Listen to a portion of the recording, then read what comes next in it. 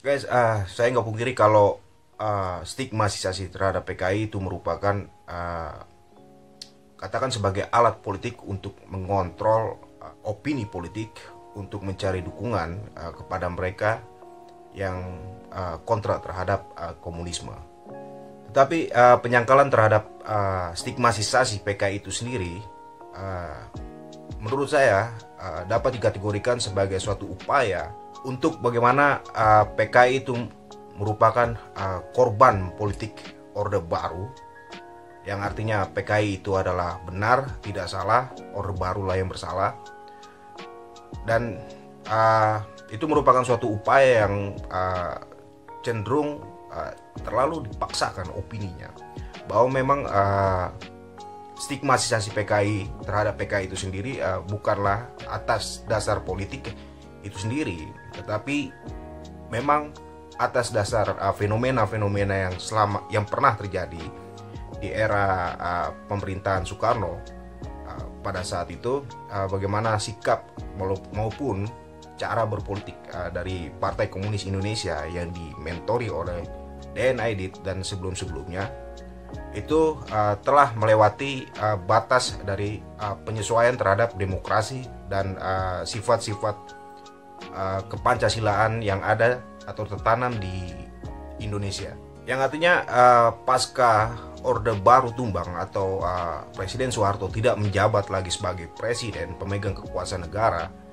uh, seolah diperlukan ada rehabilitasi terhadap stigma PKI yang selama ini melekat, bahwa PKI merupakan partai radikal dan menghalalkan pembantaian sebagai suatu upaya atau cara cepat mereka untuk mencapai konsep politik mereka, yaitu revolusi proletariat, dan mendaur ulang persepsi bahwa PKI merupakan partai suci, tidak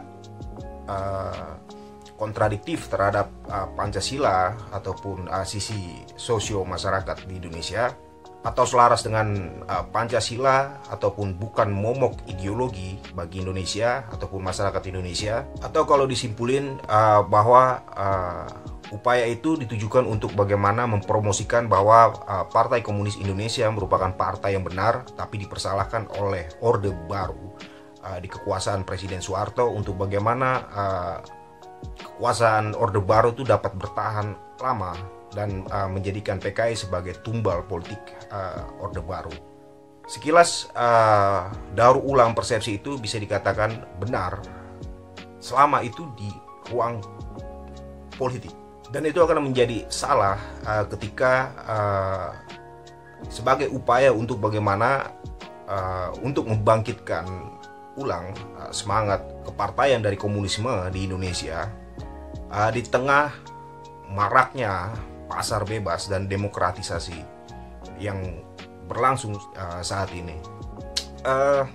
Dalam ruang kesadaran masyarakat global, termasuk Indonesia, stigma negatif terhadap PKI itu sendiri sudah melekat, dan terutama jika dikontekskan kepada luka sejarah yang pernah berlangsung di Indonesia, sehingga luka sejarah itu menjadi catatan buruk, dan bisa diwajarkan kenapa masyarakat global, termasuk masyarakat Indonesia, alergi terhadap hal-hal yang berbau atau bersangkutan tentang komunisme.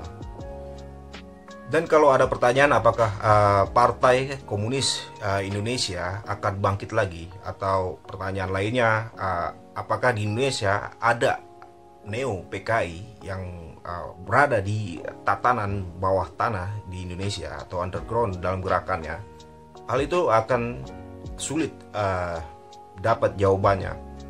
Dan mungkin saja yang bisa lebih persis mengetahuinya yaitu badan intelijen ataupun dari intelijen TNI yang mungkin bisa menjawab hal itu. Namun selama TAP MPRS 25 belum dicabut atau masih ada, tentunya Partai Komunis tidak mungkin bercokol lagi di Indonesia. Akan tetapi komunisme dalam ideologi politik masih ada hingga sampai saat ini, bahkan terus ada ke depannya. sebagai suatu hipotesis atau teori ilmiah tentang perlawanan terhadap hegemoni kapitalisme. Saya mau kasih sedikit gambaran peta tentang hal-hal yang bersangkutan dengan komunisme, entah itu secara global maupun nasional. Secara epistemologi sebenarnya ada perbedaan dari antara doktrin yang didasari dari Marxisme, Leninisme, Stalinisme, dan Maoisme terhadap komunisme itu sendiri. Dan kalaupun mau dicakup, yaitu adalah doktrin Bolshevik, Marxisme, Leninisme, yang dimana itu pun berbeda dengan doktrin ilmiah atau konsep ilmiah dari Marxisme, yang tentunya berbeda, punya perbedaan otentik jika didiagnosa secara epistemologi dari doktrin atau konsep dari Marxisme itu sendiri. Atau kalau didiagnosa lebih dalam lagi, pada dasarnya ada poros atau basis Marxisme yang masih bercokol dan berbeda secara konsep, secara epistemologi bahkan. Yang diantaranya adalah Mazhab Frankfurt di Jerman, yang dimana itu merupakan kelompok akademis dan menjadikan Marxisme klasik sebagai studi mereka untuk membaca atau memetakan arus sosial dan arus perekonomian ke depannya. Dan ada basis lainnya yang umumnya disebut Trotskisme atau pengikut Leon Trotsky, yang mewarisi pemikiran proletarianisme, Marxisme-Leninisme. Dan di Indonesia sebenarnya pengikut Trotsky itu ada dan bercokol di ruang akademis secara kajian, bahkan gerakan-gerakan militan bawah tanahnya pun masih ada. Biasanya itu menyentuh mahasiswa dan akademisi. Bahkan di Indonesia pun sebenarnya kelompok-kelompok Trotskisme, penganut Trotsky, itu lebih cenderung ada ketimbang kelompok-kelompok yang menginginkan bahwa Partai Komunis Indonesia harus dibangkitkan. Dan saya belum mengetahui posisi atau eksistensi dari kelompok-kelompok yang menyatakan dirinya atau kelompok-kelompok neo PKI saat ini untuk bagaimana Partai Komunis romantismenya dimunculkan lagi dan dibentuk gagasannya untuk bagaimana Partai Komunis dapat bercokol lagi di Indonesia. Saya anggap itu merupakan katakan ini sebagai kelompok-kelompok yang sebenarnya latah politik saja, ataupun mungkin ada dendam kesumat kepada Orde Baru dan mereka mau mengekspresikannya saat ini, yang dimana Orde Baru sudah tidak ada lagi dan masuk pada era reformasi dan demokrasi yang sangat terbuka di Indonesia sekarang ini.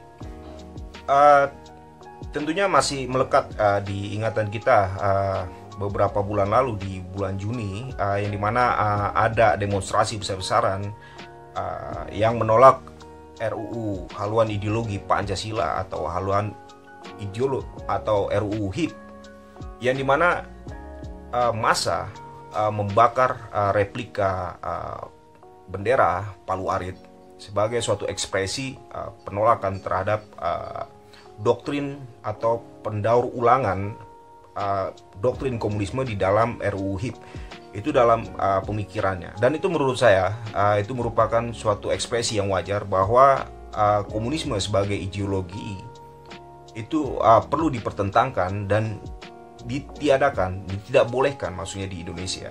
Dan saya menilai bahwa penolakan terhadap ideologi komunis itu merupakan penolakan definitif, entah itu dari kelompok agamis maupun kelompok nasionalis yang selama ini terkenal juga memang nggak secara keseluruhan vokalnya, tetapi dalam basisnya, dalam doktrinnya bahwa komunisme itu dianggap sebagai suatu ideologi sempalan yang tidak patut atau tidak layak untuk diterapkan di ruang negara atau sebagai sistem politik di Indonesia.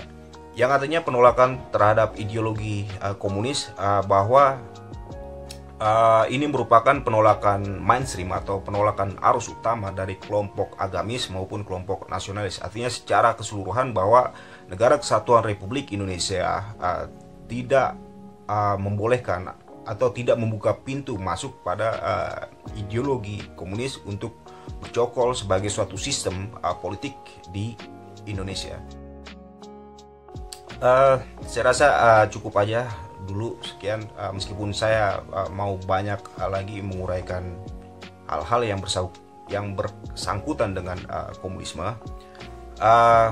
termasuk juga uraian tentang perbedaan spesifik dari manifesto komunis itu sendiri terhadap praktek-praktek politik dari komunis internasional yang di abad 20 pernah berjaya, dan bagaimana eksistensinya di abad 21 ini, dan bagaimana doktrin-doktrinnya dan konsep-konsep yang katakan apakah mungkin ada pemutakhiran atau revisi atau reformasi dari ideologi itu sendiri atau tidak. Nanti di next video saya mau uraikan. Tetapi yang terpenting untuk kalian yang belum subscribe, jangan ragu-ragu untuk subscribe. Terus juga kalau menurut kalian video ini penting buat orang lain ketahui, share video ini ke orang lain. Kalau mau ada komentar yang elegan, jangan ada kata kasar atau kata makian, karena itu akan jadi spam dan pastinya itu berpengaruh ke channel ini. Oke, sekian. Thank you.